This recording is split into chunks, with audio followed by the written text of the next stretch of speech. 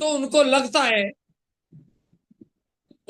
है कि यार डॉक्टर साहब जा सकते हैं तो हम क्यों नहीं जा सकते। ऐसी हमें क्या कमी है, ये तो रिटायर्ड आदमी है, इनको तो जरूरत भी नहीं है, इनको जिंदगी में जो कुछ करना था कर चुके हैं। अपनी पारी जो एक गृहस्थ जीवन की होती है उसको सफलतापूर्वक खेल चुके हैं उस पारी को। अब हमने नई पारी शुरू की टियास के रूप में, तो उनको लगता है हमको तो बहुत जरूरत है। Hello sir, hello. हाँ। तो अब देखने की बात यह है कि ऐसा हुआ कैसे। तो मैं आपको बता दूं, मेरा परिचय दे दूं, मेरा नाम डॉक्टर अशोक बाबू शर्मा है, retired additional director Rajasthan government से। यहाँ पे ये पोस्ट डिवीजन हेडक्वार्टर पे होती है, जिसको जनपद कहते हैं यूपी में, संभाग कहते हैं हमारे राजस्थान में। तो डिवीजन हेडक्वार्टर की पोस्ट है, यानी कि एक डिवीजन में जो छह छह सात जिले होते हैं उनको मॉनिटर करना होता है, डिवीजन लेवल के अधिकारी को, चाहे किसी विभाग का हो। मेरे साथ भी यही था, 1,000 से ऊपर डॉक्टर थे, हॉस्पिटल से सीएमएचओ लेवल के 7 आदमी थे। मतलब बहुत बड़ा लेवल था, बहुत कुछ था, मान सम्मान था, पैसा था, अ, सब कुछ था। एक दिन आया कि सरकार ने हमको बेकार समझा और 60 साल में रिटायर करके घर भेज दिया। हम ये समझते थे बहुत तुर्रम खाए, लेकिन सरकार की निगाह में उसकी कोई वैल्यू नहीं। हमारे यहाँ 60 एडिशनल डायरेक्टर थे, उनमें मैं टॉप पे था वर्क के हिसाब से। लेकिन चाहे टॉप हो या बॉटम हो, सरकार में उसकी कोई वैल्यू नहीं है। और कुछ पैसे पकड़ा के हमको भेज दिया गया और कह दिया गया कि अगले महीने से आपकी तनख्वाह आधी मिलेगी। अब सोच के देखो, जब आपका महीना 1.5 लाख रुपए महीने में निकलता है, जिसको जितनी भी तनख्वाह मिलती हो उसके खर्चे वैसे ही होते हैं। तो मुझे 1.5 लाख रुपए तनख्वाह मिलती थी, तो मेरा महीना 1.5 महीने मतलब 1.5 लाख में गुजरता था। और दुनिया भर की ईएमआई वगैरह थी, बच्चों की शादियां वादियां, या काफी सारे काम थे। तो मैं कभी पासपोर्ट भी नहीं बना पाया और मैंने विदेश यात्रा के बारे में कभी विचार नहीं किया। कारण वही था कि कभी ऐसा लगा नहीं कि इतना स्पेयर पैसा है कि मैं विदेश यात्रा करूं। तो मैंने इसलिए पासपोर्ट भी नहीं बनवाया। ये कहानी तो यहाँ एंड हो गई। और जैसे ही आधे पैसे हुए, तो आप देखें आपके जो खर्च थे महीने के, वो तो एक भी कम नहीं हुआ, लेकिन इनकम आधी हो गई। और जो इकट्ठे पैसे आए थे वो इकट्ठे निकल गए प्रॉपर्टियों में, शादी वादियों में। और कुल मिला के स्थितियां ये थी कि बहुत बुरी स्थिति थी। और मुझे लगता है ये समझने के ऊपर है। बाकी लोग तो 50, 60, 70 हजार रुपए की दिन महीने भर रगड़ के भी ये कहते हैं कि बहुत अच्छी जिंदगी है, जबकि मैंने वो एंजॉय किया था तो मेरे तो लगा बहुत बुरी जिंदगी थी। और स्वास्थ्य को लेके इतनी बड़ी समस्या थी, क्यों कि वो स्वास्थ्य, आप देखेंगे किसी भी डॉक्टर को, आप किसी भी डॉक्टर को देख लो। अब कोरोना के बाद का थोड़ी बहुत फिर भी चलन हुआ है कि डॉक्टर लोग कुछ एक्सरसाइज पे ध्यान रख रहे हैं। लेकिन हमारे टाइम कोई भी डॉक्टर इस एक्सरसाइज वगैरह पे ध्यान नहीं देता था। और वो इसलिए नहीं देता था कि सुबह 8 बजे का हॉस्पिटल, फिर 2 बजे आओ, फिर शाम को जाओ 5 बजे, फिर 7 बजे आओ। तो ऐसे घेरे रहते थे कि उसमें एक्सरसाइज के लिए कभी समय निकालना बड़ा मुश्किल था। और उसी में जिंदगी गुजर गई और रिटायर हो गए, जिंदगी भर एक्सरसाइज की नहीं। तो आप बताओ अब कैसे करें। अब तो हमारी लाइफ सेट हो गई। और इतनी बुरी स्थिति कि उस 6 महीने में मुझे ऐसा लगने लगा कि यार जिंदगी बेकार हो गई। मेरी पीठ में दर्द, कमर में दर्द, ये वो फलाना ढिमका, तरह तरह की समस्याएं उससे पहले भी थी, उसके बाद और बढ़ गई। और मैं ये सोचने लगा कि यार जिंदगी कैसे कटेगी।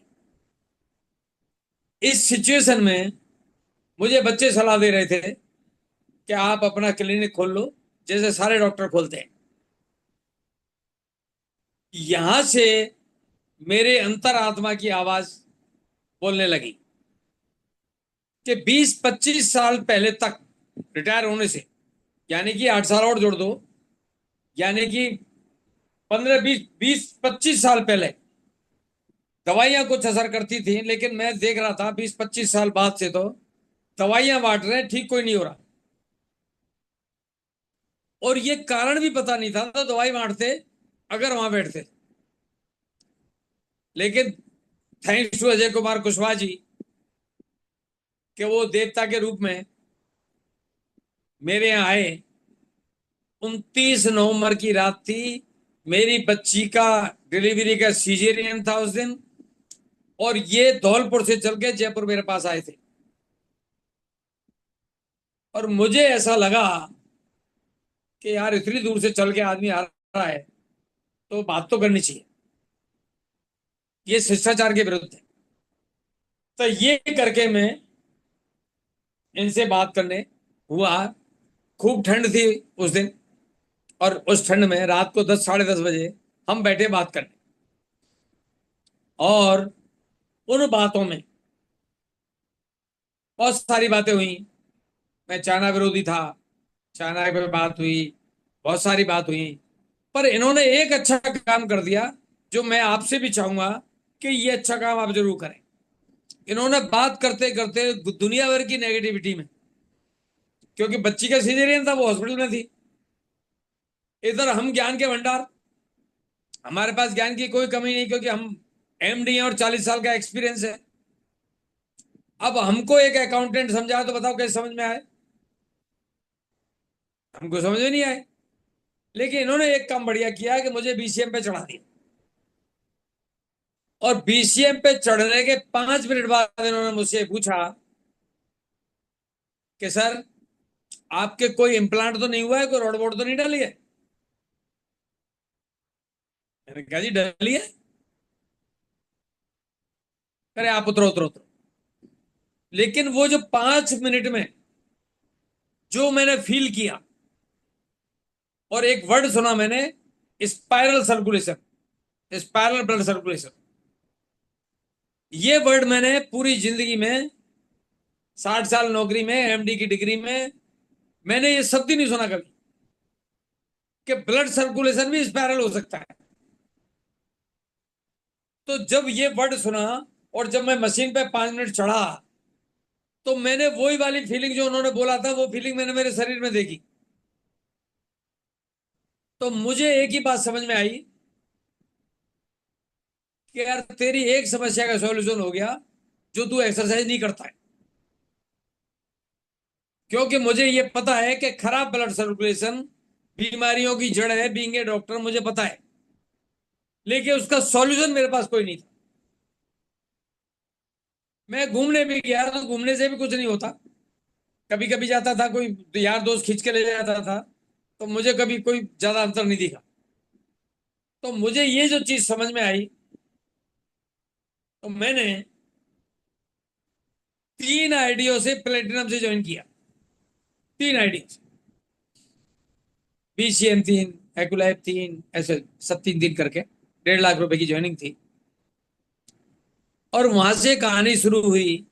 तो मुझे लगा कि जिंदगी भर की नॉलेज मेरी कम हो गई, यानी कि वो पर्याप्त नहीं लग रही थी मुझे इस नॉलेज के आगे। कल्याण को। और 6 महीने मैंने इसकी स्टडी में लगा दिए, क्योंकि मुझे मालूम था, क्योंकि आप लोगों के सामने ये समस्या नहीं है जो मेरे सामने थी।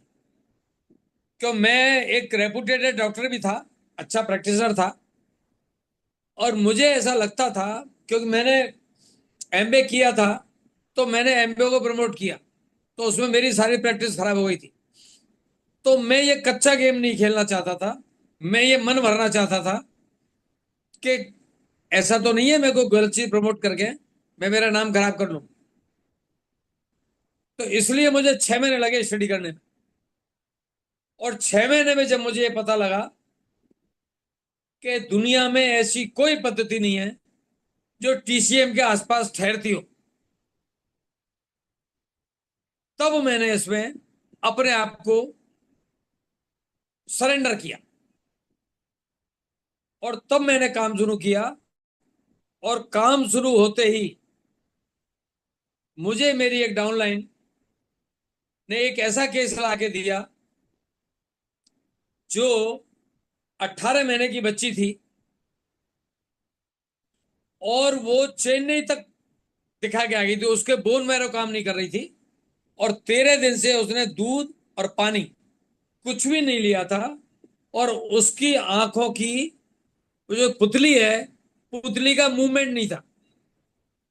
और बीइंग ए डॉक्टर मुझे पता लग गया कि अब ये कुछ घंटों की मेहमान है। तो मैंने जब उसको देखा तो मैंने कहा, मैम सॉरी, मुझे नहीं बताया आपने कि इतनी स्थिति खराब है और मेरा इस काम की शुरुआत है, और कहीं मूड बढ़ाते ओले पड़ गए तो आफत हो जाएगी, इसलिए मैंने अटेंड करने से मना कर दिया।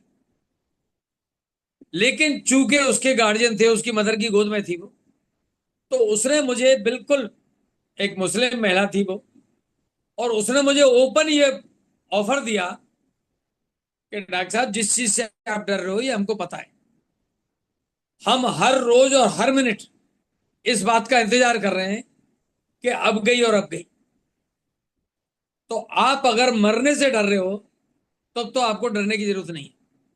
क्योंकि हम जिन डॉक्टरों से मिलके आए हैं, चेन्नई में जो डॉक्टर हैं, जो बोन मोरा के एशिया के नंबर 1 है, उनसे मिलके आए हैं हम, और उन्होंने ये कहा है कि इसका बोन मैरो ट्रांसप्लांट के अलावा कोई रास्ता नहीं है।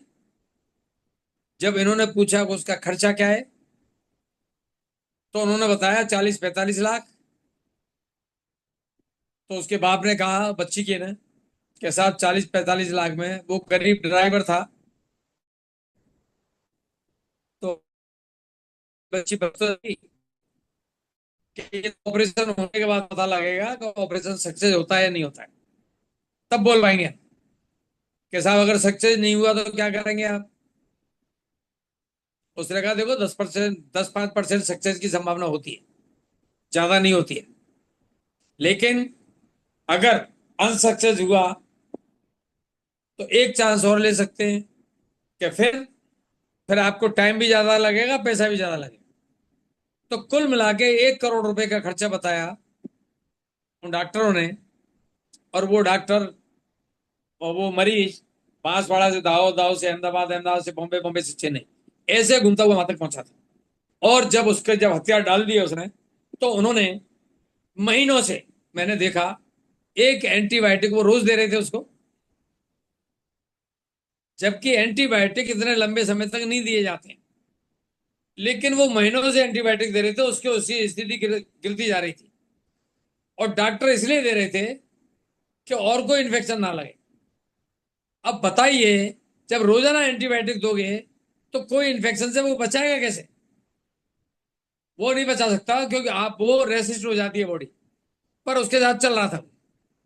तो मैंने वो सब बंद कराए, और जब उसने मुक्त कर दिया, तो मैंने अपना टियांस का, क्योंकि वो कुछ ले नहीं रही थी, तो मैंने उनको कहा कैसे भी डालना पड़े, चाहे नाक में नली डाल के डालना पड़े या चम्मच से डालना पड़े, वो आपको देखना है। लेकिन मैंने किड्स प्रोटीन में जिंक, कोएंजाइम, स्पाइरुलिना, सब कुछ मिला के उसको कहा दिन के 3 टाइम इसके गले में डालो उसको। और 1 हफ्ते पहले मुझे फोन मत करना, क्योंकि मुझे नहीं लगता कि ये 1-2 दिन भी जिंदा रहेगी। तो फिर मुझे मत कहना, 1 हफ्ते बाद फोन करना मुझे। और 1 हफ्ते बाद जब मुझे फोन आया उनका, आई एम शॉक्ड। मुझे उन्होंने बताया कि वो बराबर के बच्चों में खेल रही है। वो बच्ची, जो बच्ची अपनी पुतली हिलाने की स्थिति में नहीं थी, वो बच्ची खेल रही थी बराबर के बच्चों में। तो मुझे इस घटना ने जो कॉन्फिडेंस दिया, मैं आपको बता नहीं सकता। और उसके बाद तो मुझे इतना कॉन्फिडेंस आ गया कि मुझे आपको बताऊं, अ, हमारे राजस्थान हाई कोर्ट के जज,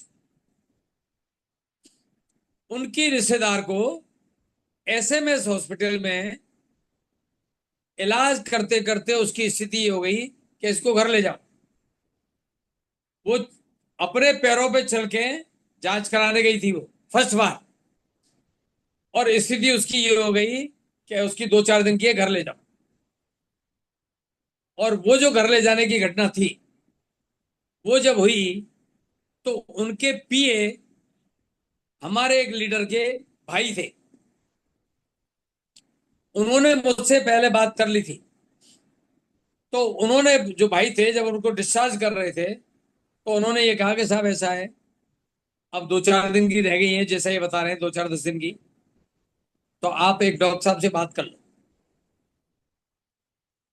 तो वो मुझे बता रहे थे कि वो जो हाई कोर्ट के जज साहब हैं, उसकी तरफ इतना ऐसा घुर रहा है जैसे उसने गाली दे दी हो। वो सहम गए बेचारे। फिर थोड़ी बात उन्होंने कहा कि सर, मैंने आपसे निवेदन किया कि आप इन डॉक्टर साहब से बात कर लो, क्या मालूम कोई रास्ता निकले। तब वो जज साहब फट पड़े उसके ऊपर कि यार, आपको समझ में नहीं आती है बात।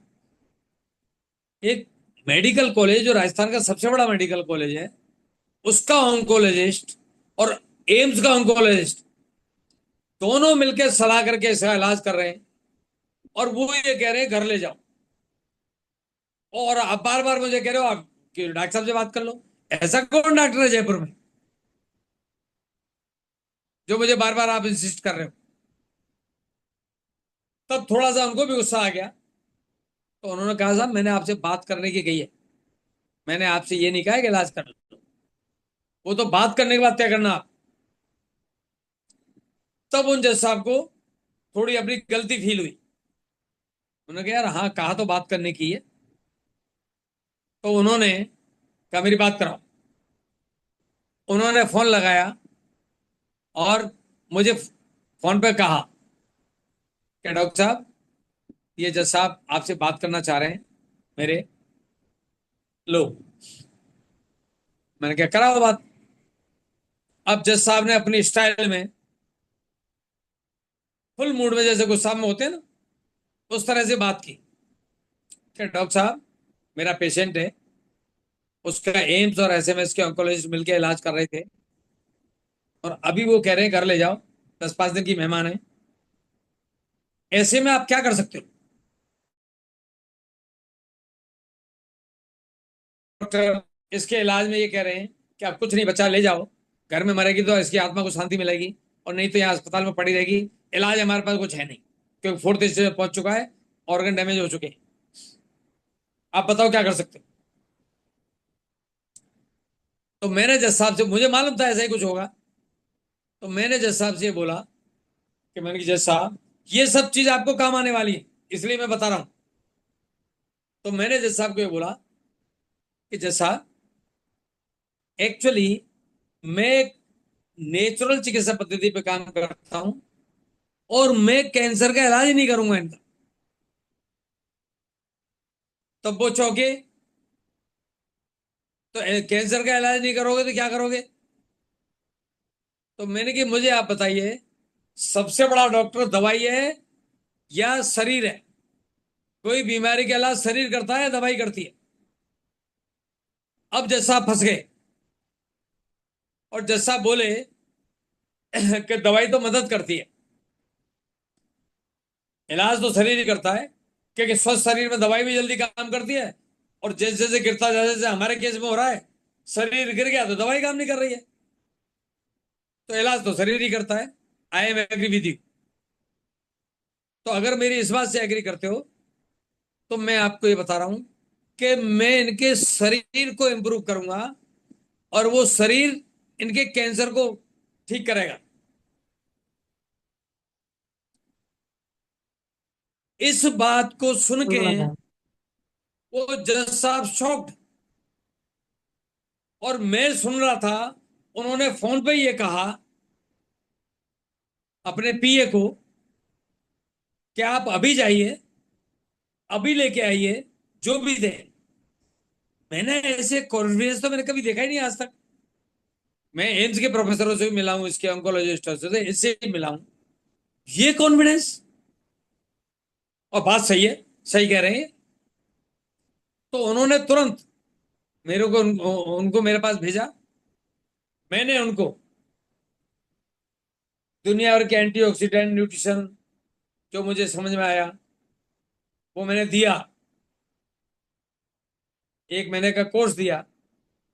और वो महिला उसको लेके अपने गांव चली गई, क्योंकि मरना तो उनको डॉक्टरों पे ही भरोसा था। तो उन्होंने कहा मरेगी तो सही, और उन्होंने कह दिया घर ले जा, तो घर ही ले गए वो। लेकिन अच्छा ये हुआ कि 1 महीने के कोर्स ले गए। अब उन पे कुछ करने को था ही नहीं, दवाई देने को। तो उन्होंने जो मैंने कोर्स दिया उसको टाइम से दिया। और दोस्तों, 1 महीने बाद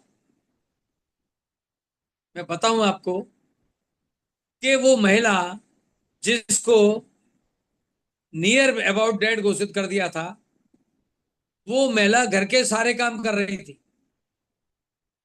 रसोई का, घर की साफ सफाई का, सब काम कर रही थी। तो मुझे उस रिजल्ट को देख के, मैंने एक किताब पढ़ी थी जो अमेरिका से वो प्रकाशित थी। वो किताब ये कह रही थी कि 60% कैंसर के मरीज इलाज से मरते हैं, दवाई से मरते हैं, कैंसर से नहीं मरते। प्रिस्क्रिप्शन डेथ होती है वो। और उसके बाद वो जज साहब इतने खुश हुए, वो मेरे क्लिनिक पे आए उन पीए साहब को लेके थैंक यू करने। और उन्होंने उसकी लड़की जो टीचर थी उससे मेरी बात कराई। और उस लड़की ने कहा कि सर, हम तो अब मम्मी को ये कहते हैं, आप तो भगवान से भी ज्यादा है हमारे लिए, लेकिन मम्मी को हम ये कहते हैं कि तुम कहीं मक्खड़ तो नहीं कर रही थी, मतलब बनावटी बीमारी तो नहीं बता रही थी, जब इतने इतने डॉक्टरों ने आपको ये कह दिया कि बचेगी नहीं। अब तुम सब काम कर रहे हो। ऐसे रिजल्ट जब मैंने देखे, तो मैं फिर अब सारी चिकित्सा पद्धतियों को कहीं नहीं मानता, क्योंकि चिकित्सा पद्धतियां सेल पे काम नहीं करती हैं। और जितना सेल पे काम करती है उतना डैमेज करती है, क्योंकि दवाइयां केमिकल है और सेल ऑर्गेनिक है। तो जितनी आप दवाई खाओगे उतनी आपकी सेल डैमेज होंगी। और साल 2 साल बाद आप उनके साइड इफेक्ट के भंडार होंगे। आप अपनी बीमारी भूल गए होंगे और डॉक्टरों को उनके साइड इफेक्ट की चर्चा कर रहे होंगे। और जब तुम लास्ट डॉक्टर पकड़ोगे, तब डॉक्टर ये कहेगा इन दवाइयों को बंद करो, क्योंकि डॉक्टर को पता है यही साइड इफेक्ट कर रही है इतनी बीमारियां जो तुम बता रहे हो।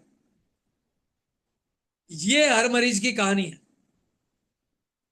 और ये जो टीसीएम जो पद्धति है, चूंकि नेचुरल है, ये आपकी सेल पे काम करती है। और सेल पे जितना बड़ा काम टीएस का है, उतना दुनिया में किसी भी वैज्ञानिक लेबोरेटरी का नहीं है।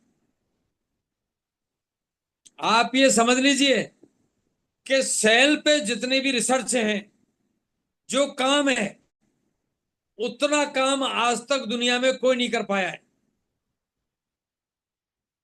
तो आप ध्यान रखें, जो आप कर सकते हो। नए लोग यहां बहुत सारे बैठे होंगे जो ये सोच के बैठे होंगे कि यार मैं कुछ मरीज पे ट्राई कर लूं, अपने पे ट्राई कर लूं या घर पे ट्राई कर लूं या किसी मरीजों पे ट्राई कर लूं। आप समय खराब मत करिए। वो ट्राई मैं कर चुका हूं, क्योंकि मेरे पास इस क्षेत्र में बहुत बड़ी जानकारी थी, बहुत बड़ा मेरा नाम था। और मैं किसी भी कीमत पर रिस्क नहीं उठा सकता था अपनी पुरानी कमाई हुई इज्जत की। तो वो सब काम मैंने कर लिए। आपको जो सिस्टम सिखा रहा है, मैं आपको बता दूं दोस्तों, एलोपैथी हो, आयुर्वेद हो, होम्योपैथी हो, कोई भी हो, जिस आयुर्वेद को दुनिया ये समझती है कि ये क्योर करता है, मैं आपको बता दूं, हर राज्य में भारत सरकार ने प्लांटेशन बोर्ड बना रखे हैं। राजस्थान में राजस्थान प्लांटेशन बोर्ड, बिहार में बिहार प्लांटेशन बोर्ड, यूपी में यूपी प्लांटेशन बोर्ड। और ये आयुर्वेद, पीसीएस अधिकारी और एग्रीकल्चर वाले लोग सारे मिलके इस प्लांटेशन बोर्ड को चला रहे हैं। और वह सारी दवाइयां ऐसे पैदा की जाती हैं जैसे आज आपकी और फसल पैदा हो रही है।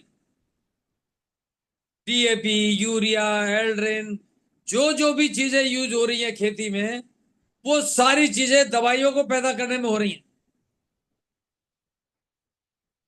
और अगर मैं नेचुरल जड़ी बूटी की बात करूं, क्योंकि पैदा तो यही हो रही है, देखने में अच्छी है। जैसे आप देखते हैं, आपने बचपन में आपने बैगन देखा होगा जिसमें कीड़े लगते थे, भिंडी देखी होगी, टमाटर देखे होंगे जिसमें कीड़े लगे हुए आते थे। लेकिन ना आप गाजर में, ना भिंडी में, ना किसी में कीड़े नहीं आते। कारण भरपूर केमिकल। जितना ज्यादा केमिकल उतना खूबसूरत फल और सब्जी। उसी तरह जड़ी बूटियां भी उसी केमिकल के दम पे वो खूबसूरत नजर आती हैं। लेकिन जब एक्चुअल जड़ी बूटी की बात आती है तो वो तो जंगल में पैदा होती है। और मैं बता दूं, जंगल में पैदा होने वाली जड़ी बूटी आप तक पहुंचते पहुंचते बरसों हो जाते हैं। क्योंकि आपको पता होगा, हर जड़ी बूटी का एक सीजन होता है। कोई भी पौधा हो उसका एक सीजन होता है, और पर्टिकुलर सीजन में ही वो जड़ी बूटी कलेक्ट की जाती है। तो गांव में वो जो ठेकेदार हैं जो जड़ी बूटियां इकट्ठी करते हैं, वो ठेकेदार लेबर लगा के जंगल से जड़ी बूटी इकट्ठी करते हैं। हर राज्य के जंगलों में मिल जाएंगे ये लोग। और वो कुंटल, 2 कुंटल, 4 कुंटल, 10 कुंटल वो इकट्ठी करते हैं। और फिर जड़ी बूटियों के कॉरपोरेशन बना रखी है सरकारों ने, वो वहां पे देते हैं। वो वहां इकट्ठे करते हैं ट्रकों में। और जब बड़े बड़े ट्रक में वो इकट्ठी हो जाती है, तब वो पहुंचती है बड़ी बड़ी मंडियों में। जैसे दिल्ली में खारी बावली, कोई भी जाके दिल्ली की खारी बावली में जड़ी बूटियों को बिकते हुए देख के आ सकता है। और वहां से फिर दवाइयां बनाने वाले जड़ी बूटी खरीदते हैं। तो इस पूरे प्रोसेस में सालों लग जाते हैं। और जो खारी बावली में जो जड़ी बूटी बेचने वाले हैं, आप देखना, वहां मैं देख के आया हूं, मैंने ट्रकों में जड़ी बूटियां खरीदी हैं, ट्रकों में, सरकार के लिए। तो 5-5 खन की दुकानें, जिनमें कभी भी हवा और धूप पहुंचने का सवाल ही नहीं है। इतनी अंडरग्राउंड होती हैं। उनके यहाँ आप तुम 10-20 किलो जड़ी बूटी मांगो तो देंगे ही नहीं। उनके यहाँ फार्मेसियों वाले लेने जाते हैं, 2 कुंटल, 4 कुंटल, 10 कुंटल ट्रक ऐसे ही जाते हैं खरीदने वाले वहां। तो आप देखिए, वो जड़ी बूटी फार्मेसी में आते आते सालों पुरानी हो जाती है। फिर फार्मेसी वाले भी रोज खरीदने नहीं जाते हैं, वो भी साल भर का 6 महीने का स्टॉक खरीदते हैं। और वो साल 6 महीने का स्टॉक जो है, उसमें जब तक फफूंद वफूंद सब लग चुकी होती है। और सबसे बड़ी बात, आयुर्वेद ये कहता है कि अगर कोई भी जड़ी बूटी 6 महीने रखी रहती है, 6 महीने, या एक बरसात उसके ऊपर से निकल गई, जैसे कोई जड़ी बूटी आपने मई जून में इकट्ठी की और जुलाई अगस्त उससे निकल गया, तो उसकी कार्य क्षमता आधी हो गई। तो जब बरसों तक वो दवाइयां मार्केट में घूम रही हैं, जड़ी बूटियां, और फिर दवाई वाले बना बना के बेच रहे हैं, दुकान में पड़ी है सालों तक, आप कहां से रिजल्ट ले लोगे? मैं उसका लाइव एग्जांपल। मैं मेरे डॉक्टरों में, डॉक्टर की मीटिंगों में ये बार फुल कॉन्फिडेंस से कहता हूं कि मेरे सामने कोई खड़ा हो गया ये कहे कि मैं इस बीमारी को ठीक कर दूंगा आयुर्वेदिक दवाइयों से। मैं जिंदगी और गुलामी करने को तैयार हूं, क्योंकि मुझे ये सब प्रोसेस पता है। लेकिन अभी समय चल रहा है, एलोपैथी से लोग दुखी हो गए हैं, होम्योपैथी कुछ करती नहीं है, तो मजबूरी में वो आयुर्वेद वालों पे जा रहे हैं, और आयुर्वेद वाले ये समझ रहे हैं कि हमारी तो अल्ले वल्ले। उनको आपके बारे में पता नहीं है, टीसीएम के बारे में, इसलिए जा रहे हैं। जिस दिन आपके बारे में पता लगेगा, जैसे मुझे पता लगा, तो मेरी एमडी की डिग्री और 40 साल की प्रैक्टिस सब साइड में हो गई। तो यही हालत मेरी टीम में है। मैं देख रहा हूं मेरी टीम में डॉक्टर भी हैं, प्रैक्टिशनर भी हैं, सब छोड़ छोड़ के टीसीएम पे आ गए, और जो नहीं थे वो टीसीएम से शुरू कर रहे हैं। उनको हमने समझा दिया कि समय खराब मत करो। तो उस तरह से देखी जाए तो कोई भी चिकित्सा पद्धति आपकी टक्कर में नहीं है। बस आप ये भरोसा कर लो, जो मैं समझा रहा हूं उसको समझ लो, कि ये कारण है जिसकी वजह से मैं प्रमोट करता हूं टीसीएम को। मैं इसलिए प्रमोट नहीं करता हूं कि टियांस में हूं, क्योंकि मेरे को मेरी इज्जत ज्यादा प्यारी है, क्योंकि मुझे उस इज्जत से पेंशन मिल रही है। मैं उस इज्जत को दांव पर नहीं लगा सकता।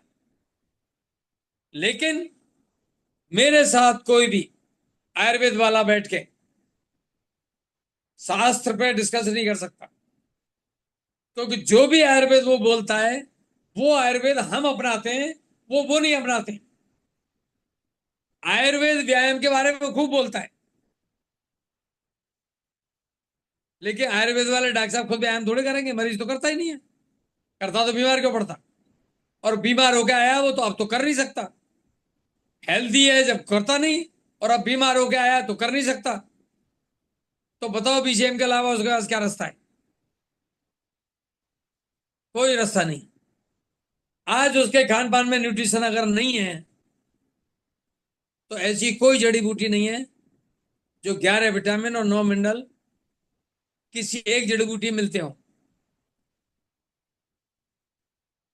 किसी जड़ी बूटी में कोई एंजाइम मिलता हो, सेलेनियम मिलता हो। ये ऐसी चीजें हैं जो जड़ी बूटियों में नहीं मिलती। तो आपको तात्कालिक रिलीफ उनसे कुछ हो सकता है, लेकिन ठीक नहीं कर सकती कोई भी पद्धति। जब आयुर्वेद नहीं कर सकती तो औरों की तो बात ही छोड़ो। आयुर्वेदिक एक ऐसी पद्धति थी जिसमें ये ताकत थी। जब हमने शुरू किया था, हमने उस वक्त भी बड़े बड़े चमत्कार किए थे, लेकिन 20-25 साल से हम कोई चमत्कार नहीं कर पाए। कारण वही है कि लोगों की लाइफ स्टाइल बदल गई, और हम वही करते रहे जो हमारे आयुर्वेद के ग्रंथ कहते रहे। तो 5,000 साल पहले जो सोसाइटी थी, आयुर्वेद 5,000, इतना ही तो एक्यूप्रेशर है, एक्यूपंचर है, और इतना ही आयुर्वेद है 5,000 साल पुराना। ये दोनों सभ्यताएं, चाइनीज सभ्यता और हिंदुस्तान की सभ्यता, सबसे पुराने सभ्यताओं में है।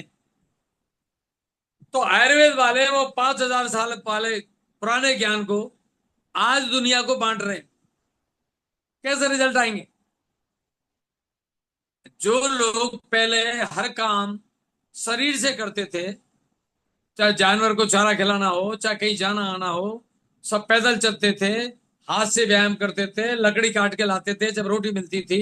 यानी कि सारे काम वो हाथ से करते थे, कहीं भी जाना हो पैदल जाते थे। आज तो वो नहीं है। अगर वो नहीं है, तो कोई आयुर्वेद वाला खराब सर्कुलेशन से अगर कोई बीमारी है, तो उसको ठीक कैसे कर देगा? वो आप कर सकते हो, आयुर्वेद वाला नहीं कर सकता। आपको कोई घबराने की जरूरत नहीं है कि किसी डॉक्टर से बात कर रहे हो कि वो आपसे ज्यादा जानता है। अगर आप ज्यादा जानते हो तो आप उसके बाद बता सकते हो कि डॉक्टर साहब आप पे इसका क्या सोल्यूशन है। आज हमारा खान पान, जिस समय आयुर्वेद था उस वक्त 10-20 किलोमीटर में जो चीज होती थी वही खाने को मिलती थी, वही जड़ी बूटियां मिलती थी। आयुर्वेद के वैद्य जंगल में जाते थे, जंगल जड़ी बूटी उखाड़ के लाते थे, इलाज करते थे, करंट इलाज होता था। अब तो आपके 10-20 क्या 100 किलोमीटर चले जाओ तो जड़ी बूटी नहीं मिलेगी। आपको वही खारी बावली में मिलेगी। तो ना आपको दवा शुद्ध मिल रही,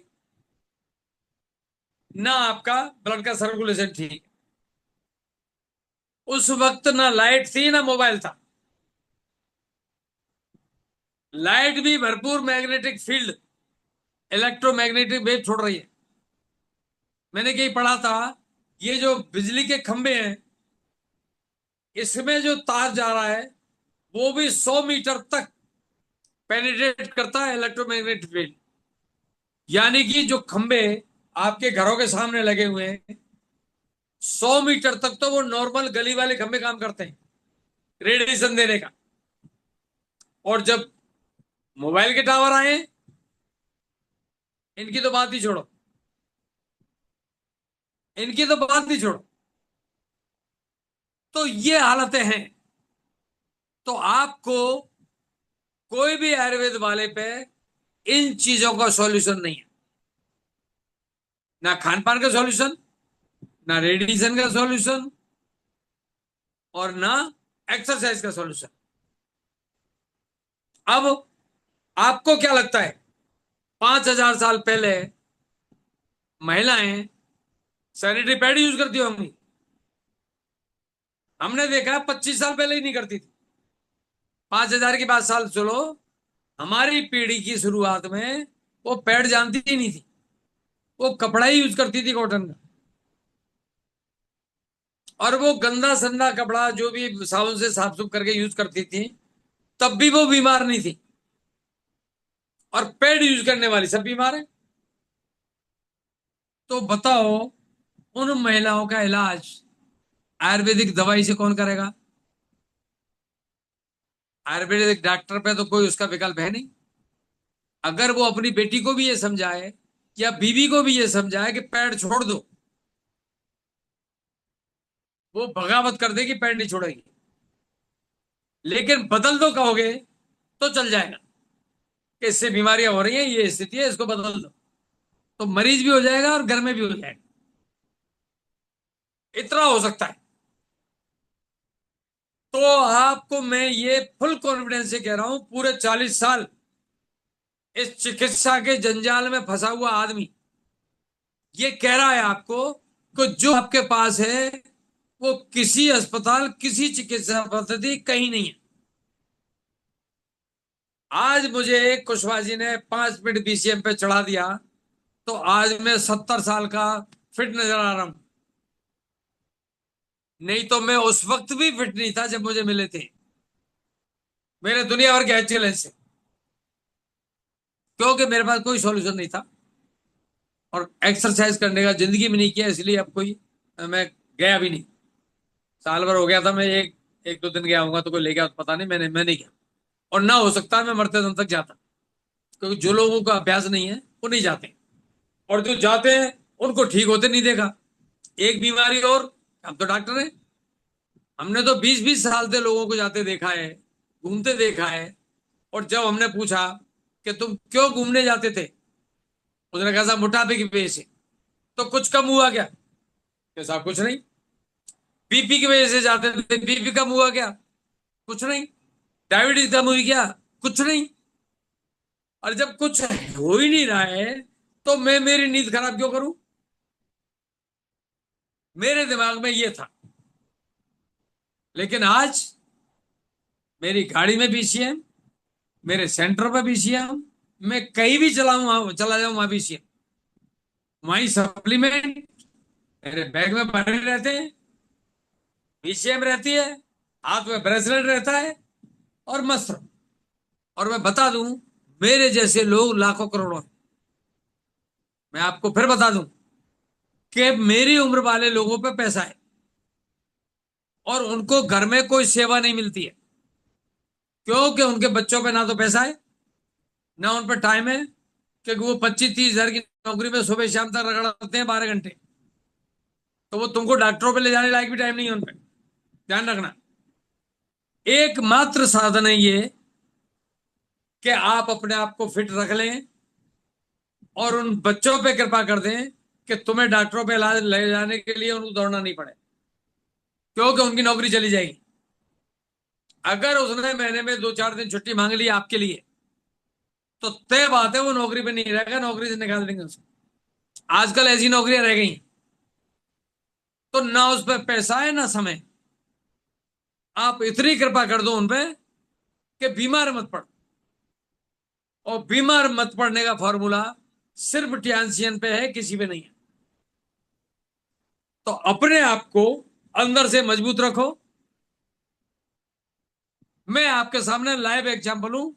कोई भी अगर इन तर्कों के बाद आपके सामने नेगेटिव हो जाए तो मुझे बता।